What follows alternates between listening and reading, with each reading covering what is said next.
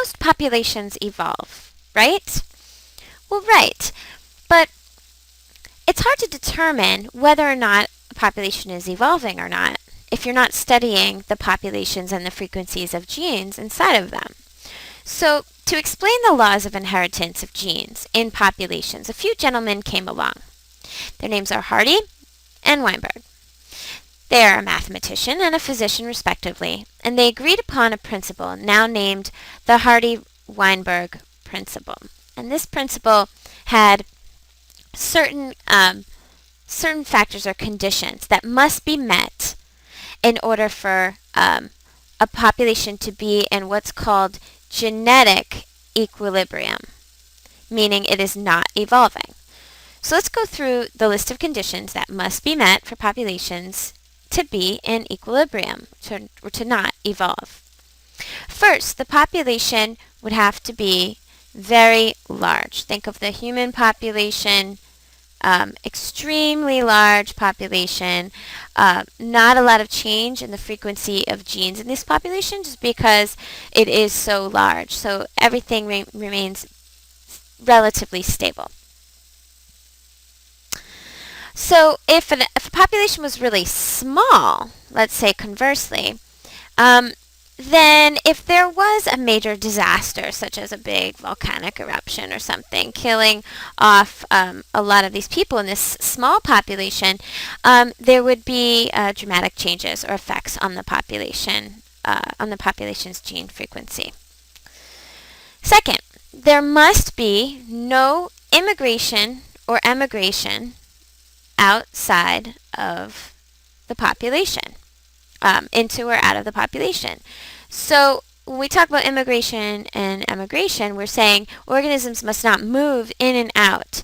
If they do, the population can lose or gain traits, causing evolution to occur over many generations. Third, there must be no mutations. So, the UV rays of the sun is a mutagen causing mutations.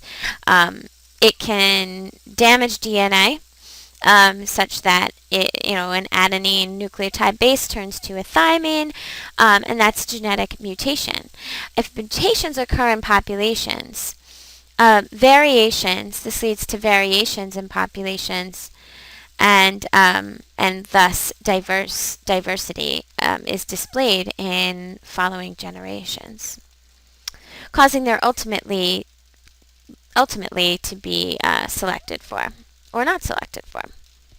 And fourth, the fourth principle of the Hardy-Weinberg principle, or condition, states that there must be random mating, such that many different members of a species will mate, even from very far off distances. So if this person here lived in Africa and this person lived in New Zealand, that there would be completely random mating, such that even though they were separated by oceans, they would be able to mate. And this isn't very likely. Therefore, in most populations, evolution is occurring. So there is not such a lack. So there is a lack of very random mating. People usually mate with people that are very close by, like their neighbors, or at least people within the same city. So fifth, and lastly, there must be no natural selection. So if natural selection occurs, such as that one individual is more likely to survive and reproduce than the other, then the traits in a population will change from one generation to the next. So there must not be natural selection acting upon a population in order for it to remain genetically stable. So ask yourself, perhaps, are humans in genetic equilibrium? Why or why not? Remember that if only one or two of these conditions here are violated, then the population can change or evolve. So try putting either a plus or a minus to next to each condition to figure it out.